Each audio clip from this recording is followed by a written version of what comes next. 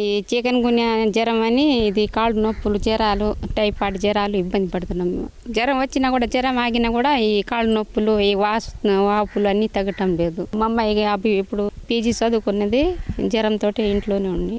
ఇంకా మా ఆయన కూడా బాట్లు అన్నీ వేపించినా కూడా తగ్గటం లేదు జ్వరం. ఆ జ్వరం వస్తే 5 ఏళ్ళు 10 ఏళ్ళు దానికి అవుతుంది ఒక్కొక్క మనిషికి. మరి నీళ్ళ వాళ్ళు మరి దీనివల్ల అర్థం కావట్లేదు. మొత్తం అట్టే అల్లాడుతున్నాం.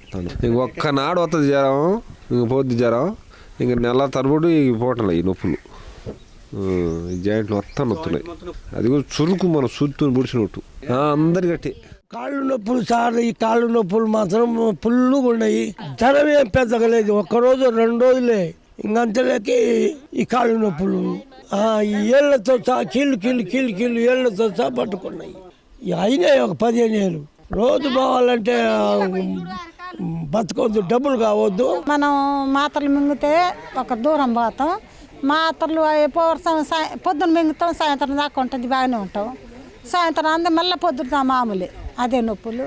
మళ్ళీ మాడిదా మళ్ళీ మింగితే సాయంత్రం దాకా. దావలు లేవు మాకు, దావలు మామూలు ఏమి లేవు. నీళ్ళు మటుకు ఏడికి వస్తున్నాయి సార్, బోర్లో నీళ్ళు.